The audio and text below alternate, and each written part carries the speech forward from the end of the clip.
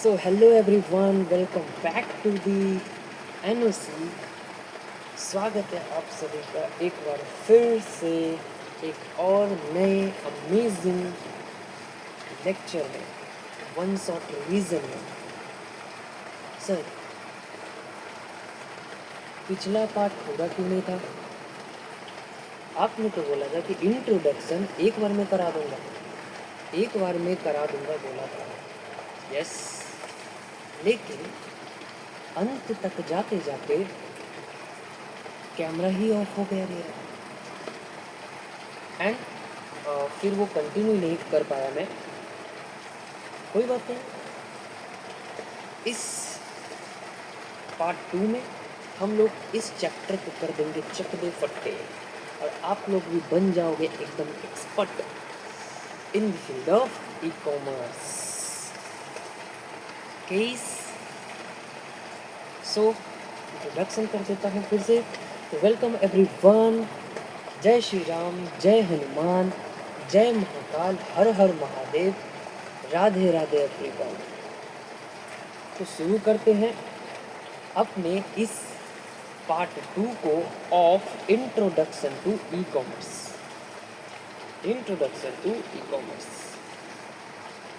तो पहले ही बता देता हूँ कि अब इस चैप्टर में ज़्यादा कुछ बाकी नहीं है, बस कुछ चीज़ें बाकी है।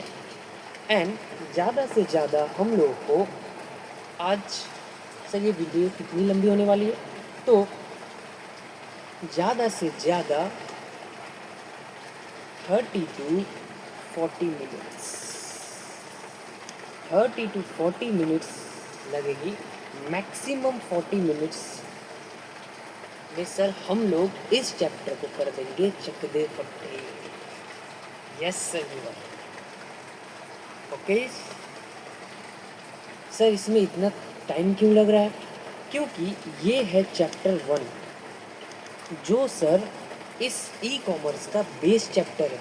इस चैप्टर में सर बेस बिल्डिंग होता है, इसीलिए इस चैप्टर को करने में वन शॉट में 1 से 1.5 घंटे तो लग जाते हैं आराम से, क्योंकि ये एक बेस बिल्डिंग चैप्टर है। एक बार बेस बिल्डिंग हो गई तो फिर तो समझ लो ई कॉमर्स तो कंप्लीट है। ई कॉमर्स क्या है सर? कंप्लीट है। इसके बाद जो यूनिट 2, 3, 4 है, ये सब एकदम इजी चैप्टर्स है। जिसमें टाइम लगता है वो है चैप्टर 1 यानी unit 1, introduction to e commerce. Okay, so without wasting any further time start करते हैं अपने इस क्लास को वन शॉट रिवीजन। तो लास्ट क्लास में हम लोगों ने आई थिंक मेरिट डीमेरिट तक कंप्लीट कर लिया था। अब जो आ रहा है वो है इम्पोर्टेंस ऑफ ई कॉमर्स। वैसे तो बता दूं, इम्पोर्टेंस ऑफ ई कॉमर्स भी हम लोग का कंप्लीट हो चुका है। ये कंप्लीट हो गया है, हाँ, क्योंकि इसमें ऐसा है कि फीचर्स पूछे, इम्पोर्टेंस पूछे, ऑब्जेक्टिव्स पूछे, सर सब सेम पॉइंट ही होते हैं। घुरा फिरा के इसकी टोपी उधर, इसकी टोपी उसके सर पर, उसकी टोपी इसके सर पे, बस यही करना है और कुछ नहीं। ठीक है, तो इम्पोर्टेंस ये हम लोग ऑलरेडी कर चुके हैं, लेकिन एक बार फिर भी मैं गो थ्रू करा देता हूँ। सबसे बोल रहे हैं सर ग्लोबल रीच क्या है? वही बोल रहा है कि e commerce allow sellers to reach customers across the world without, हाँ, बिना कोई फिजिकल शॉप को ओपन किए, बिना कोई फिजिकल स्टोर्स को ओपन किए हम लोग सर ग्लोबली क्या कर पाते हैं, अपने कस्टमर्स तक आराम से थ्रू ई कॉमर्स पहुंच जाते हैं। इसके बाद नेक्स्ट है कन्वीनियंस फॉर कस्टमर्स। कहीं भी कभी भी कस्टमर्स क्या कर सकती है सर, बिना किसी शॉप को विजिट किए हुए 24 आवर्स क्या कर सकती है सर, अपना शॉपिंग कर सकती है। ये सब ऑलरेडी हम लोग पढ़ चुके। 24/7 अवेलेबिलिटी याद है, वो फीचर्स में हम लोगों ने पढ़ा था। इसके बाद लो कॉस्ट फॉर सेलर्स। इसके बाद क्या बोल रहा है sir, low cost for sellers. ये भी हम लोग पढ़ चुके हैं कि हम लोग को सर कोई ओपन फिजिकल शॉप ओपन नहीं करना पड़ता, रन नहीं करना पड़ता, रेंट के जो खर्चे हैं, स्टाफ्स वगैरह, ये सब के खर्चे क्या हो जाते हैं, बच जाते हैं, जिससे क्या हो जाता है सर, सेलर का जो कॉस्ट है वो मिनिमाइज हो जाता है। इसके बाद wider choice of products, already पढ़ चुके हैं कि वाइडर चॉइस बहुत सारे वैरायटी ऑफ प्रोडक्ट्स होते हैं, एक ही जगह पर मिल जाते हैं, फास्टर ट्रांजैक्शन होती है, online payment quickly e commerce के माध्यम से हम लोग कर देते हैं, ठीक है, दोनों का टाइम बच जाता है, सिर्फ किसका सर, कस्टमर्स का, सेलर्स का, सबका टाइम आराम से बच जाता है। इसके बाद क्या होता है, support for small businesses, small business को सपोर्ट मिल जाता है। जो छोटे छोटे बिजनेसेस होते हैं सर, वो एकदम से तो इतने सारे कस्टमर्स के पास नहीं पहुंच पाते, तो ई कॉमर्स एक अच्छा जरिया है सर स्मॉल बिजनेसेस के लिए ज़्यादा कस्टमर्स तक पहुँचने का। जो स्टार्टअप्स वगैरह होते हैं वो बिग कंपनी के साथ क्या कर सकते हैं सर, आराम से compete कर सकते हैं कस्टमर्स के पास पहुंचकर through e commerce platforms.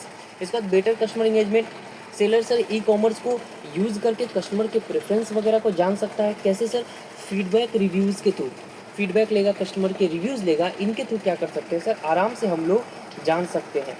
Customer जो परचेज़ करती है उसके हिस्ट्री के बेसिस पे, मैंने कहा ना कि जैसे हम लोग परचेज़ करते हैं सर, हमारे परचेजेस को, हिस्ट्रीज़ को क्या करता है सर, ई कॉमर्स जो है सर वो क्या करता है, ट्रैक करता है, और उस बेसिस पे हम लोग को क्या करता है, शो करता है उन्हीं प्रोडक्ट्स को। मैंने इंस्टा रील्स वाला एग्जांपल दिया था कि फीड में एक बार देखे तो बार बार वो आते रहेगा, याद है पिछले क्लास में।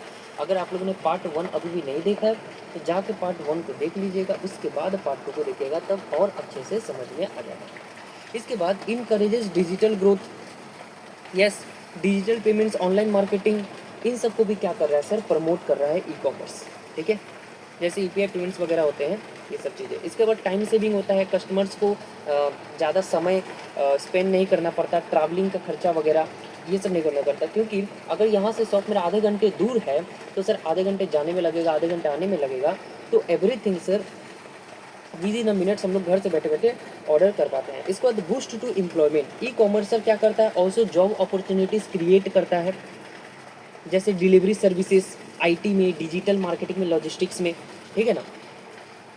ई कॉमर्स है तभी तो डिलीवरी बॉयज जो होती है, जो घर घर जाकर डिलीवरी करते हैं सर, उनको क्या मिल रहा है, उनको भी तो काम मिल रहा है, ठीक है ना।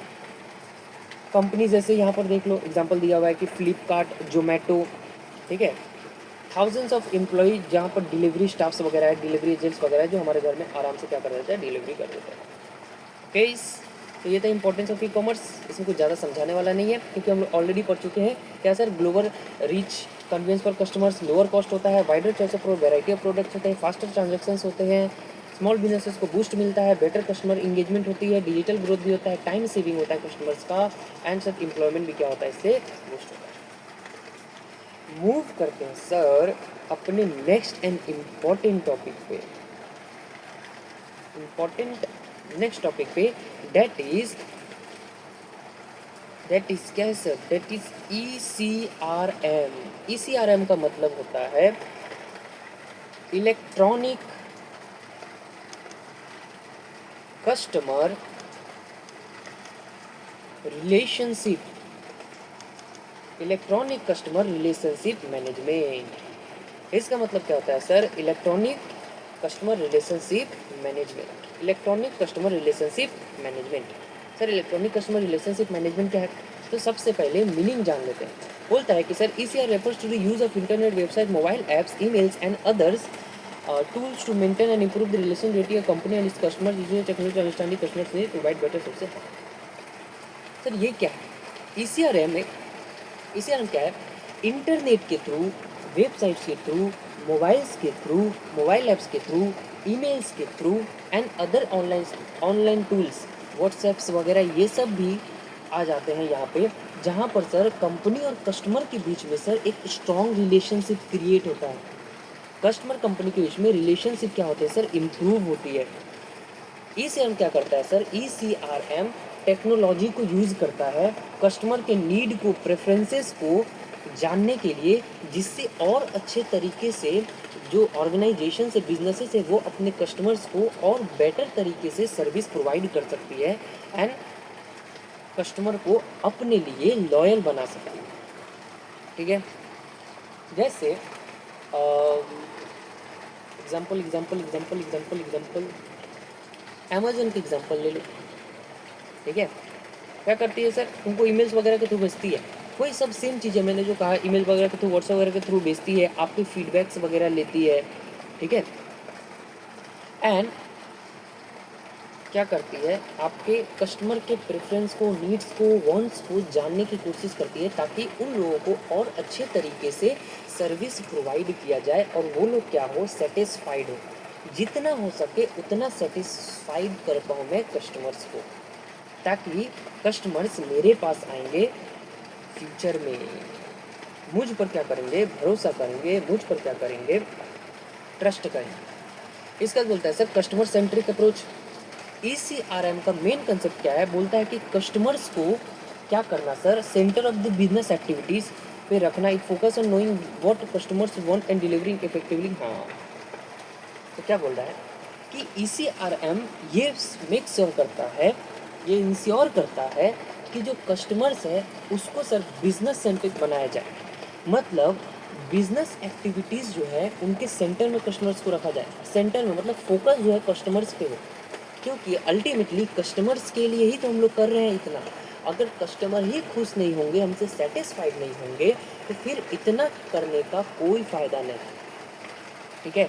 तो ये कस्टमर्स पे फोकस करता है कि कस्टमर क्या चाहते हैं, कस्टमर को क्या चाहिए, ठीक है, ये उस पर फोकस करते हैं, उसको उनके ही अकॉर्डिंग, उनके ही वांट नीड के अकॉर्डिंग क्या कर पाऊँ, इफ़ेक्टिव तरीके से डिलीवरी कर पाऊँ, ठीक है। जैसे अमेजन सर हम लोग को क्या करता है, अमेजन या कोई भी ई कॉमर्स प्लेटफॉर्म, जो कस्टमर्स होते हैं उनके हिस्ट्री के बेसिस पे, वो लोग जो परचेज कर किए होते हैं पास्ट में, उन परचेज हिस्ट्री के बेसिस पे सर प्रोडक्ट्स को डिस्प्ले करते हैं ऑन द स्क्रीन, ठीक है।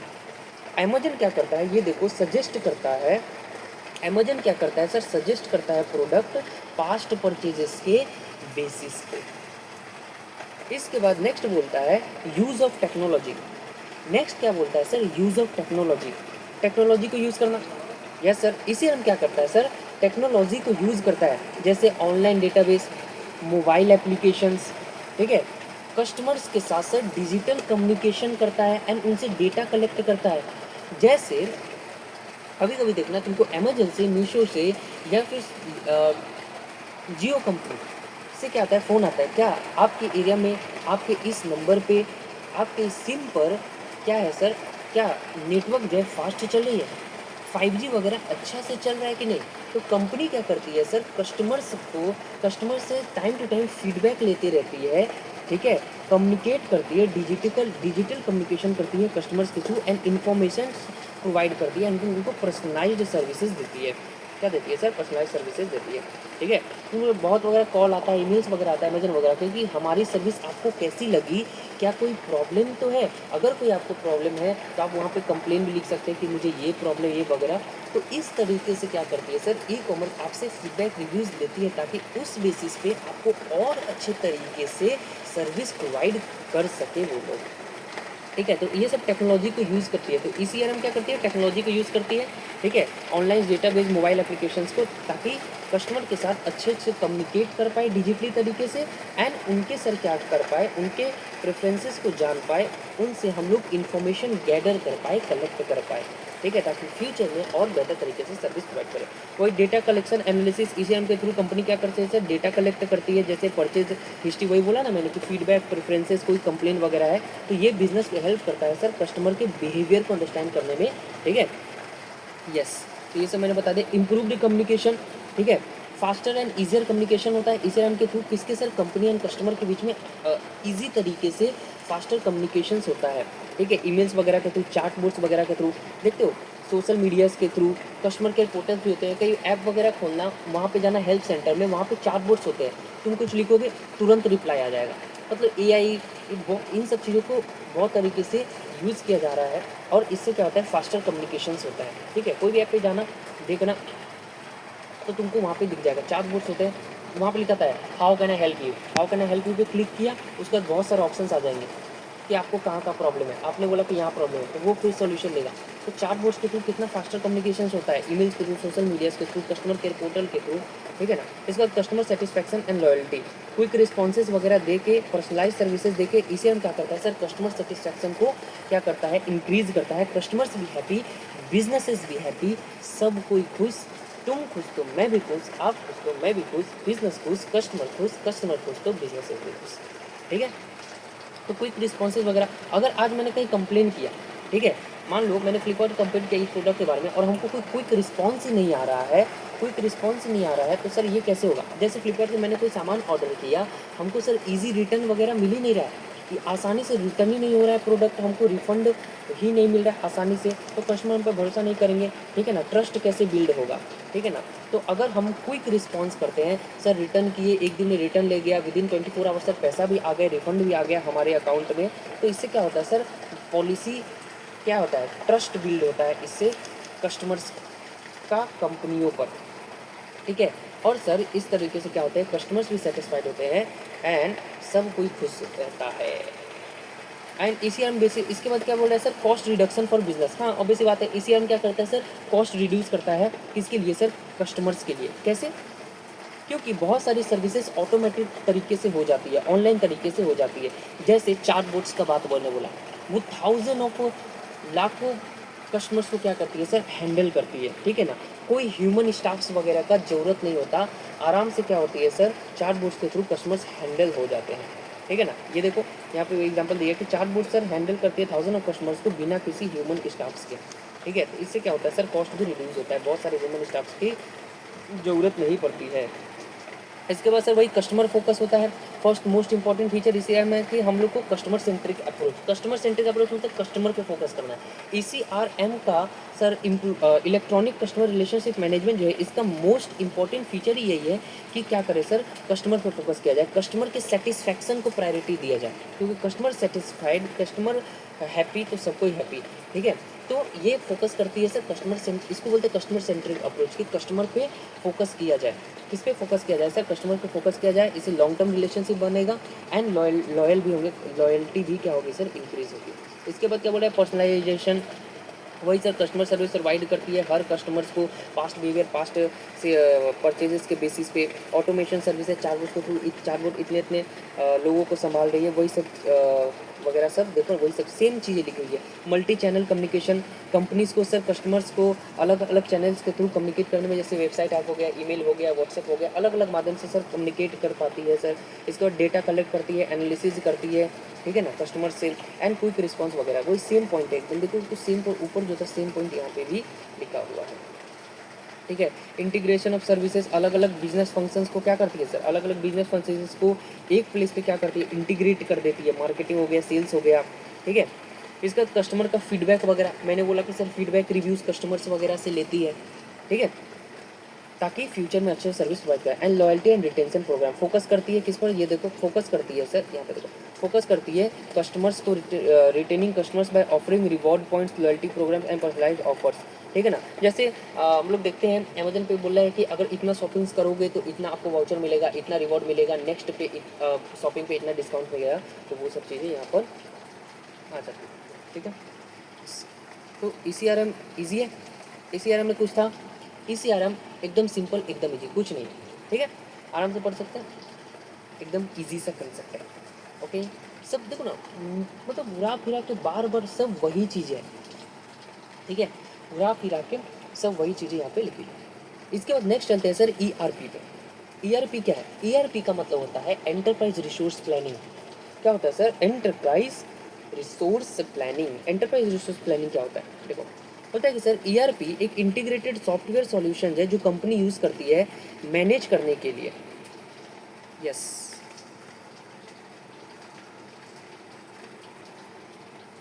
ठीक है, तो ईआरपी क्या है सर, ईआरपी एक सिस्टम सॉफ्टवेयर है जिसको कंपनीज यूज़ करती है अपने day to day business operations activities को रिकॉर्ड करने के लिए, ट्रैक करने के लिए। कैसे, क्या बात कर रहे हैं सर, अकाउंटिंग, सप्लाई चेन। ठीक है, यहाँ पर देखो लिखा है कि डेली बिजनेस एक्टिविटी जैसे अकाउंटिंग हो गया, सप्लाई चेन हो गया, मैन्युफैक्चरिंग, मार्केटिंग, कस्टमर सर्विस, इन सब चीज़ों को क्या कर सकते हैं सर, हम लोग एक सॉफ्टवेयर के मैन से कंपनी क्या करती है सर, मैनेज करती है। अलग अलग डिपार्टमेंट को क्या कर देती है सर, अलग अलग डिपार्टमेंट के इन्फॉर्मेशन को एक जगह क्या कर देती है सर, प्रोवाइड करती है, जिससे सर स्मूथली क्या हो पाता है, स्मूथली सर कम्युनिकेशन हो पाता है, इन्फॉर्मेशन एक डिपार्टमेंट से आराम से दूसरे डिपार्टमेंट तक क्या हो पाती है सर, जा पाती है। ठीक है ना। फॉर एग्जाम्पल सर, एग्जाम्पल क्या दें, example example example company example कौन सा दूँ,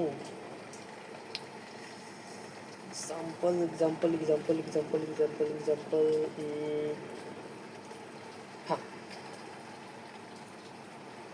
हाँ नहीं नहीं नहीं नहीं नहीं, ओके। सो एक सॉफ्टवेयर है, ठीक है, एक cloud based business management software है, जिसका नाम हमको याद नहीं आ रहा है।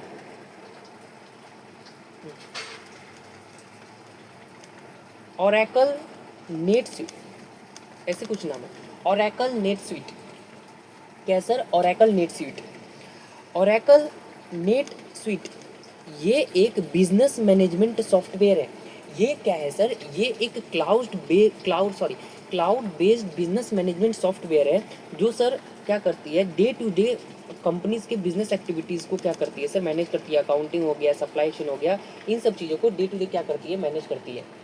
ये जो कंपनी है सर, कौन सी कंपनी, ये जो कंपनी मैंने बताया अभी, ओरेकल, तुम लोग एग्जाम्पल में भी लिख सकते हो ERPA के, Oracle net sweet. Oracle net sweet, Oracle net sweet क्या है सर, एक सॉफ्टवेयर है जो ERP पे फोकस करती है, एंटरप्राइज रिसोर्स प्लानिंग पे फोकस करती है। ठीक है, ये क्या करती है सर, कंपनीज का day to day business operations activities जो है, अकाउंटिंग, मार्केटिंग, ये सब कस्टमर सर्विसेज, इन सब को क्या करती है सर, मैनेज करती है। ठीक है, तो एग्जाम्पल के तौर पे इस सॉफ्टवेयर का नाम भी लिख सकते हो, ओरेकल नेट स्वीट। इसका तो क्या बोल रहा है sir, integration of business processes. ERP क्या करता है सर, जितने भी मेजर फंक्शंस है किसके सर, ऑर्गेनाइजेशन के, उसको एक सिंगल सिस्टम में क्या करती है, ये देखो, उसको एक सिंगल सिस्टम में दिखाती है, जिससे सर डुप्लीकेशन ऑफ डेटा नहीं होता। एक डेटा सर दो बार नहीं दिखता, ठीक है ना, डेटा का डुप्लीकेशन नहीं होता है इस ERP सॉफ्टवेयर के द्वारा। हर डिपार्टमेंट सर सेम इंफॉर्मेशन के साथ काम करे। अगर ये ERP ना हो, जैसे कि सर हम लोग डे टू डे ट्रैक ही ना करें, अकाउंटिंग वगैरह सब कुछ सर रिकॉर्डिंग ही ना करें, जैसे मान लो कोई एक है सर प्रोडक्शन डिपार्टमेंट, ठीक है, एक है सेल्स डिपार्टमेंट।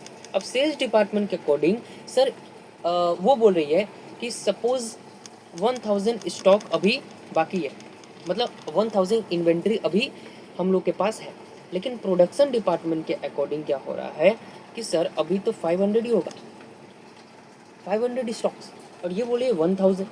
तो सर देख लो इन्फॉर्मेशन में मिसमैच हो रहा है। तो अगर ये सॉफ्टवेयर होगी ERP, तो इसके वजह से क्या होगा सर, डेटा का डुप्लीकेशन नहीं होगा, and her department sir same information के साथ काम करेगी।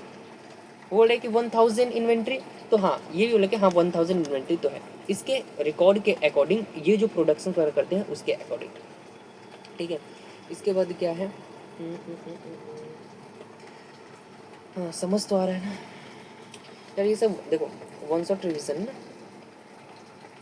ठीक है, मैं कोशिश करूँ कि ईच एंड हर चीज़ को मैं अच्छे तरीके से जल्दी से कवर कर पाऊँ। ठीक है, इसका सेंट्रलाइज डेटाबेस, सेंट्रल डेटाबेस को यूज़ करती है, इन्फॉर्मेशन को अलग अलग डिपार्टमेंट से इन्फॉर्मेशन को एक जगह क्या करती है सर, स्टोर करती है। कोई भी अपडेट है एक डिपार्टमेंट से दूसरे डिपार्टमेंट में ऑटोमेटिकली सर रिफ्लेक्ट करता है, समझे।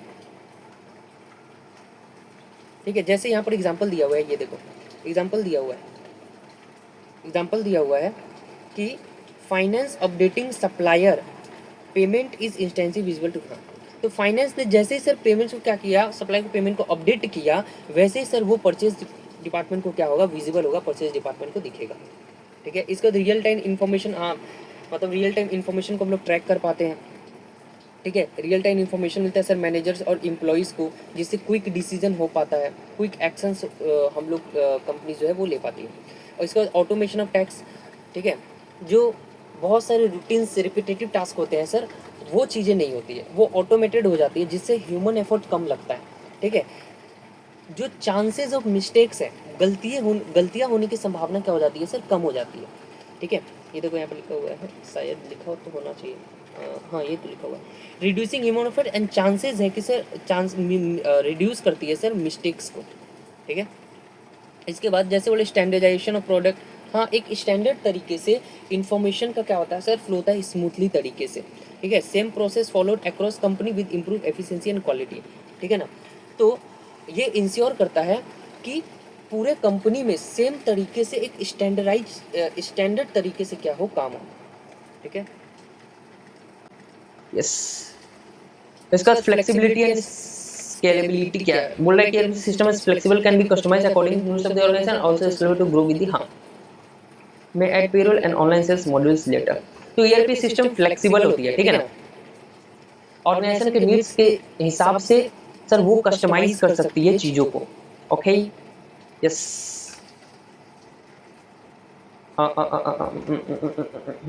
बेटर कम्युनिकेशन अक्रॉस डिपार्टमेंट, हाँ जितने भी डिपार्टमेंट्स है सर उसके बीच में बेटर कम्युनिकेशंस होती है, जैसे ECRM से के माध्यम से कस्टमर एंड कंपनी के बीच में बेटर कम्युनिकेशन होती है डिजिटल तरीके से, उसी तरह सर ये ERP सॉफ्टवेयर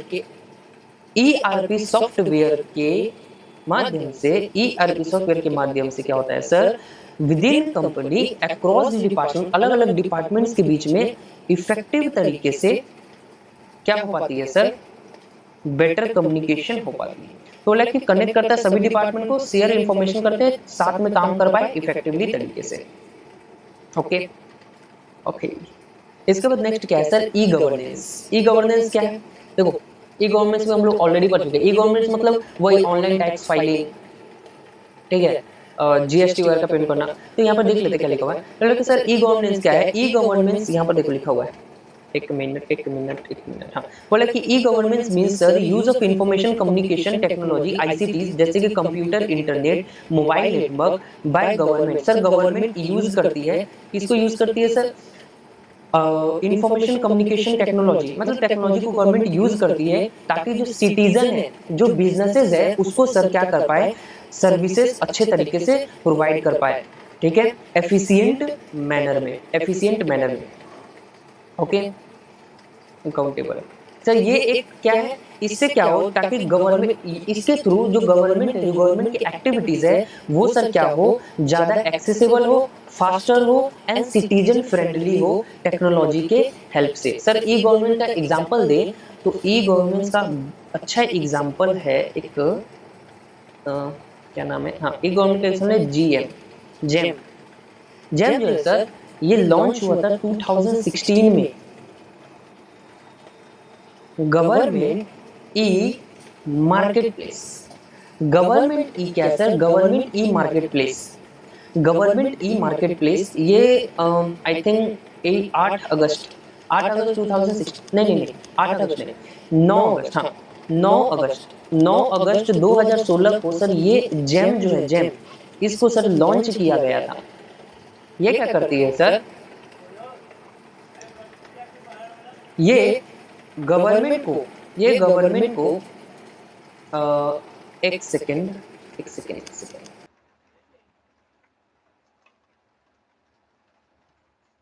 एक मिनट, यस। तो जेम के थ्रू क्या होती है सर, गवर्नमेंट क्या करती है, मोबाइल नेटवर्क के थ्रू, कंप्यूटर से इंटरनेट, यानी टेक्नोलॉजी को यूज करके गवर्नमेंट क्या करती है सर, इंश्योर करती है कि सिटीजन को, बिजनेसेस को क्या हो पाए सर, अच्छे तरीके से हम लोग सर्विस दे पाए, ठीक है। जैसे अलग अलग मिनिस्ट्रीज जो है या सिटीजन बोलो सर क्या करती है, आसानी से सर इस सॉफ्ट या क्या बोलते हैं इसको, जेम, ठीक है ना, इसको आसानी से सर यूज करके क्या कर सकती है सर, टैक्स वगैरह फाइल कर सकती है आराम से, घर बैठे बैठे। आज क्या हो रहा है सर, ये जो ऑनलाइन हम लोग GST पे कर रहे हैं, टैक्स पे कर रहे हैं, ये सब कैसे हो रहा है, ई गवर्नेंस के थ्रू, ठीक है ना। Technology based governance, e governance use करता है डिजिटल प्लेटफॉर्म जैसे वेबसाइट, ऐप हो गया, ऑनलाइन पोर्टल हो गया, सिटीजन को सर्विस प्रोवाइड करने के लिए। सिटीजन क्या कर सकती है सर, सर्टिफिकेट के लिए अप्लाई कर सकती है, बिल पेमेंट के लिए अप्लाई कर सकती है, ठीक है ना, बिना कोई गवर्नमेंट ऑफिस को विजिट किए हुए वो रिकॉर्ड्स वगैरह को चेक करने के लिए अप्लाई कर सकती है, ठीक है ना। इसका transparency and accountability, online platform के थ्रू क्या होता है सर, ऑनलाइन प्लेटफॉर्म के थ्रू इंफॉर्मेशन और भी सर आसानी तरीके से इजीली अवेलेबल हो जाता है सभी को। इससे क्या होता है सर, करप्शन कम होता है एंड ट्रस्ट क्या होता है सर, बढ़ता है, जिससे सर गवर्नमेंट के वर्क में अकाउंटेबिलिटी को क्या करता है सर, इंश्योर करता है। इसको सिटीजन सेंट्रिक अप्रोच, जैसे हम लोग ऊपर में पढ़े थे सर कस्टमर सेंट्रिक अप्रोच, ईसीआरएम में पढ़े थे कस्टमर सेंट्रिक अप्रोच, वैसे सर गवर्नमेंट का क्या है, citizen centric approach. E governance का मेन क्या है सर, कि ईजियर सर मतलब कि बेटर एंड ईजियर सर्विसेज हम लोग लोगों को प्रोवाइड करें, सिटीजन को प्रोवाइड करें। गवर्नमेंट टेक्नोलॉजी को यूज करती है सर सिटीजन के टाइम को सेव करने के लिए, क्विक सर्विस देने के लिए इफेक्टिवली तरीके से। इसके बाद नेक्स्ट बोलता है sir time and cost efficiency. हाँ सर, तो जितने भी ई गवर्नेंस के माध्यम सर पहले इतने सारे पेपर के थ्रू वर्क होते थे, पेपर वर्क्स वगैरह होते थे, जो भी चीज़ें, तो कैश में सब चीज़ें होती थी। तो आजकल पेपरलेस काम हो रही है, ऑनलाइन के थ्रू आराम से हो जा रही है सर, इतने डॉक्यूमेंट्स पेपर्स वगैरह का कोई झंझट नहीं, कैशलेस काम हो रही है, डिजिटल पेमेंट्स हो रहे हैं, ठीक है ना। तो इससे क्या हो रहा है, टाइम कॉस्ट क्या हो रहा है सर, बच रहा है, ठीक है। E governance reduce time taking to process request and lower the cost of providing services, both government citizen save money. हाँ, ऑब्वियसली बात है, सिटीजन का सर पैसा भी बचता है, गवर्नमेंट का भी पैसा बचता है, ठीक है। एंड हम लोग को फिजिकल विजिट्स नहीं करना पड़ता, हम लोग आराम से ऑनलाइन के माध्यम से ये सब कर सकते हैं। तो प्रोसेस में इतना सारा जो टाइम लगता था, हम लोग पहले जमा करके आते थे, पेपर वर्क सारा करते थे, तो उसमें बहुत टाइम लगता था, लेकिन ऑनलाइन के थ्रू आइए आसान हो गया। इंप्रूव्ड कम्युनिकेशन सर, ये direct communication government and public के बीच में डायरेक्ट कम्युनिकेशन होता है। कैसे सर, अनाउंसमेंट स्कीम के थ्रू, पॉलिसीज के through, government time to time policies issue करती है, अनाउंसमेंट्स करती है, एंड सिटीजन्स को क्या करती है सर, बताती है ऑनलाइन पोर्टल्स, एसएमएस के थ्रू, एप्स के थ्रू, ठीक है ना। इसके बाद वाइड एरियाज एप्लीकेशन, ठीक है। ऑनलाइन टैक्स फिलिंग, देखो मैंने बोला ना, देखो ऑनलाइन टैक्स फिलिंग, डिजिटल आधार सर्विसेज, घर बैठे बैठे आज तुम क्या कर सकते हो, पैन कार्ड के लिए अप्लाई कर सकते हो, ठीक है ना। घर बैठे बैठे तुम आधार कार्ड में अपना एड्रेस वगैरह चेंज कर सकते हो, ठीक है ना। एयरलाइन बुकिंग कर सकते हो, ठीक है ना। वोटर कार्ड ऑनलाइन घर बैठे बैठे मंगवा सकते हो, ऑनलाइन हेल्थ केयर सर्विसेज ले सकते हो, अपने ऑनलाइन लैंड म्यूटेशन वगैरह करवा सकते हो, ठीक है ना। जमीन की कामें जो है, ये सब सारी चीजें आराम से हो जाती है गवर्नमेंट। इसके बाद ऐसे next features of e governance, ये क्या था, तो क्या पढ़े थे, ई गवर्नेंस। तो फीचर्स ऑफ ई गवर्नेंस क्या है, तो ये सेम जितने भी हम लोग पॉइंट्स पढ़े, यही सर फीचर्स में आ जाएगा, ठीक है ना। Technology based services, transparency, accountability, citizen centric approach, time and cost efficiency, improved communication, okay. इसके बाद नेक्स्ट क्या है, नेक्स्ट वाइडर ऑफ एप्लीकेशंस, ये सब क्या आ जाएगी सर, फीचर्स में आ जाएगी, ठीक है। मूव करते हैं sir last concept of this chapter, that is M commerce. And M commerce तो बहुत ही आसान है एंड ईजी है, हम लोग सब जानते हैं। एम मतलब सर, एम कॉमर्स का मतलब मोबाइल कॉमर्स। मोबाइल कॉमर्स को सर हम लोग एम कॉमर्स भी बोलते हैं। सर हम लोग आज अपने मोबाइल के थ्रू क्या करते हैं, गुड्स एंड सर्विसेज की परचेज करते हैं, ठीक है। गुड्स एंड सर्विस परचेज करते हैं, डिवाइस जैसे सर स्मार्टफोन्स हो गए, टैबलेट्स हो गए, ये सब चीज़ें से हम लोग ई कॉमर्स से क्या करते हैं sir, goods and service purchase करते हैं। कोई भी ट्रांजेक्शन आसानी से कर सकते हैं sir wireless technology, mobile internet के थ्रू, मोबाइल डिवाइसेस। नेक्स्ट क्या है, use of mobile devices. E M commerce business activities are carried out through mobile phones. हाँ, एम कॉमर्स बिजनेस कैसे होती है सर, मोबाइल के थ्रू होती है, ठीक है, डिवाइसेस के थ्रू होती है, जिससे सर लोग क्या कर पाते हैं, आसानी से सर कोई भी इधर से उधर मनी ट्रांसफर कर पाते हैं, कहीं कभी हम लोग आराम से टिकट बुक कर सकते हैं, कहीं रेलवे घूमने जाना है, टूर पैकेज बुक करना है, कोई भी काम सर हम लोग आसानी से कर सकते हैं। इलेक्ट्रिसिटी बिल का बिल पेमेंट करना है, ठीक है, ठीक है, डायरेक्टली हम लोग अपने फ़ोन के थ्रू क्या कर सकते हैं। तो आजकल फ़ोन के थ्रू कोई भी, आजकल कंप्यूटर वगैरह का ज़रूरत नहीं है, ठीक है ना। फ़ोन के थ्रू जाओ, फ़ोन के थ्रू ही तुम इनकम टैक्स पे कर सकते हो, तुम वोटर कार्ड के लिए अप्लाई कर सकते हो, पैन कार्ड के लिए अप्लाई कर सकते हो, हर चीज़ ऑनलाइन शॉपिंग कर सकते हो, ठीक है ना। वायरलेस इंटरनेट टेक्नोलॉजी, वही मोबाइल इंटरनेट के माध्यम से, कोई वायर वगैरह का जरूरत नहीं है, ठीक है ना। जैसे कि ये तार वगैरह, कोई वायर वगैरह लगाने का जरूरत नहीं है, कोई वायर वगैरह लगाने का जरूरत नहीं है, आराम से तुम इंटरनेट के माध्यम से क्या कर सकते हो, आराम से तुम क्या कर सकते हो, सारे सर्विसेज को एक्सेस कर सकते हो। कैसे सर, कैसे कैसे सारे को इंटरनेट के माध्यम से, any time anywhere, without need for a computer, आराम से सर मोबाइल से हम लोग कोई भी चीज़ को एक्सेस आज कर सकते हैं। आज के टाइम में इतनी टेक्नोलॉजी फास्ट हो चुकी है। इसके बाद कन्वीनियंस एंड एक्सेसिबिलिटी, हाँ सर, हम लोग को वन ऑफ द मेन है M commerce to provide convenience, a person can order, हाँ, कन्वीनियंस प्रोवाइड करना, एक पर्सन सर घर बैठे बैठे सर आज जोमेटो से, स्विगी से आराम से क्या कर सकता है सर, वो फूड मंगवा सकता है, इलेक्ट्रिसिटी वही सेम चीज़, इलेक्ट्रिसिटी बिल कर सकता है, कोई भी सर क्लोथ्स परचेज कर सकता है, घर में है, ट्रैवलिंग कर रहे हैं, कहीं भी कभी भी कहीं से भी ड्यूरिंग ऑफिस वर्क कहीं भी काम कर रहे हैं, कहीं भी हो तुम कहीं से भी क्या कर सकते हो, आराम से सर एक्सेस कर सकते हो, खाना मंगवा सकते हो, प्रोडक्ट मंगवा सकते हो, कोई भी सर्विस ले सकते हो। ठीक है। इवन क्या होता है सर, ऐसे भी है, तुम्हारा तुम बाइक से कहीं जा रहे हो, तुम्हारा आधे रास्ते में क्या हो गया सर, पेट्रोल खत्म हो गया, तो तुम आजकल ऑनलाइन के माध्यम से क्या कर सकते हो, मोबाइल के थ्रू सर एक एप्लीकेशन है, वहां पर तुम बोले अपना लोकेशन डाले, तुमको आके सर क्या कर दिया जाएगा, पेट्रोल दिया जाएगा। सोच रहे इतना फास्ट हो चुका है। इसके बाद sir wide range of services, हाँ एम कॉम्स के थ्रू बहुत सारी सर्विसेज, वही सेम चीज जैसे ऑन शॉपिंग में, सिर्फ शॉपिंग तक ही नहीं है, mobile commerce sir, M commerce सिर्फ शॉपिंग ही नहीं कर सकते, हर चीज कर सकते हैं सर, बैंकिंग एक्टिविटीज कर सकते हैं, mobile ticket booking, mobile wallet payments वगैरह यूपीआई के थ्रू सब कुछ कर सकते हैं, ऑनलाइन एजुकेशन, ये मैं जो यहाँ पर क्या कर रहा हूँ, मैं जो यहाँ पर आप लोगों को ये सब्जेक्ट ई कॉमर्स पढ़ा रहा हूँ, ये कैसे हो पा रहा है हम लोगों के बीच में, आप देख रहे हैं मैं यहाँ से पढ़ा रहा हूँ घर बैठे बैठे, आप भी घर बैठे बैठे, तो ये कैसे पॉसिबल हो पा रहा है, ये पॉसिबल हो पा रहा है only and only sir M commerce के थ्रू, इंटरनेट के माध्यम से इंस्टेंट ट्रांजेक्शन होते हैं एम कॉमर्स के through, yes sir, UPI, GPay, भीम यूपीआई, फोन पे, पेटीएम, आसानी से हम लोग क्या कर सकते हैं सर, पेमेंट गेटवे के थ्रू, मोबाइल वेट हो गया सर, आसानी से हम लोग विद इन अ सेकंड क्या कर सकते हैं, अपने परचेजेस को कंप्लीट कर सकते हैं मोबाइल कॉमर्स के थ्रू। इसका बाद बोलता है sir personalisation, M commerce apps and platform sir क्या करता है, यूज करता है कस्टमर के प्रेफरेंस को, ब्राउजिंग हिस्ट्री को, लोकेशन को, ताकि सर हम लोग ऑफर्स एडवर्टाइजिंग प्रोवाइड कर पाए। हाँ, जैसे पर्सनलाइज सर्विसेज कैसे, कि वही सेम चीज यहाँ पर भी है कि वही जो प्रेफरेंसेस वगैरह है, कस्टमर्स के जो पास्ट परचेज हिस्ट्रीज वगैरह है, उन सब चीज़ों को देखते हुए क्या कर सकते हैं, ब्राउजिंग हिस्ट्री को चेक करते हुए, हम लोग जो हर वक्त देखते रहते हैं, चेक करते रहते हैं, उस बेसिस पे सर हम लोग को क्या किया जाता है, पर्सनलाइज सर्विसेज प्रोवाइड किया जाता है। ठीक है। जैसे कि कोई फूड डिलीवरी ऐप है, जोमेटो है, तो आप जोमेटो क्या करेगा, आपका नियर बाय रेस्टोरेंट जो है वो सब दिखाएगा कि ये रेस्टोरेंट है, यहाँ यहाँ रेस्टोरेंट है, यहाँ पे ये खाना मिलेगा, यहाँ से आएगा, सब कुछ दिखाएगा। ठीक है ना, तो मेरा जो प्रेफरेंसेस है वो करेगा, मैं जो भी देखूंगा मेरे स्क्रीन पर सर वो क्या करने लगेगा, शो करने लगेगा। ठीक है, वही एडवर्टीजमेंट आएगा, अगर मैं तो बिरयानी देख रहा हूँ, अगर मैं कोई भी चीज़ें देख रहा हूँ, ठीक है, तो वही सब चीज़ें मेरे हिस्ट्री के बेसिस पे मुझे दिखाई जाती है। इसके बाद ग्रोथ ऑफ मोबाइल ऐप, जो मोबाइल ऐप्स है, एम कॉमर्स मोबाइल कॉमर्स के थ्रू क्या हो रहा है सर, मोबाइल ऐप्स का ग्रोथ हो रहा है।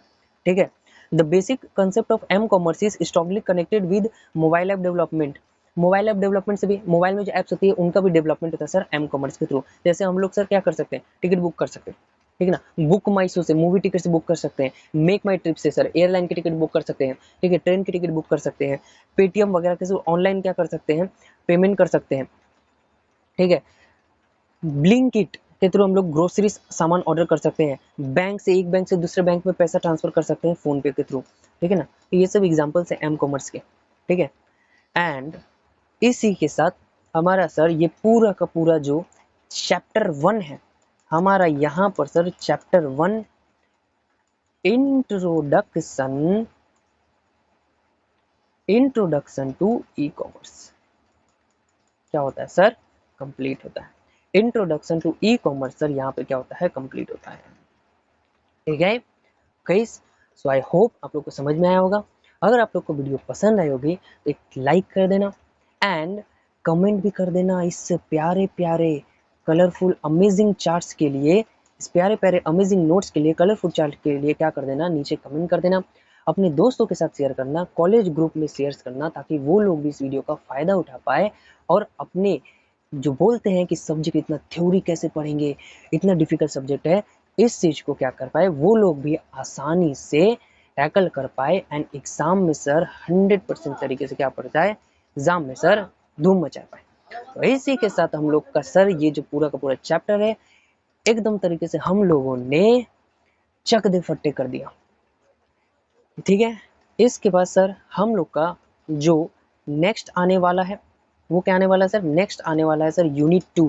अब बता दूं, यूनिट 1 हम लोगों ने कर दिया कंप्लीट, तो समझ लो ई कॉमर्स कंप्लीट हो गया। यूनिट 2, 3, 4 तो एकदम इजी है, उसमें ज़्यादा टाइम भी नहीं लगेगा, एकदम तुरंत तुरंत तुरंत तुरंत चक दे फट्टे उड़ा देंगे, जैसे हम लोगों ने यूनिट 1 को सर कंप्लीट कर दिया। ओके परफेक्टोज, तो आप सभी को मेरे से बहुत बड़ा वाला थैंक यू, धन्यवाद। मिलते हैं नेक्स्ट वीडियो में। टिल देन टेक केयर, पढ़ते रहे, आगे बढ़ते रहे। ओके, सो शेयर करना मत भूलना, subscribe to the channel and मिलते हैं नेक्स्ट वीडियो में। Till then take care, bye bye, love you, bye bye.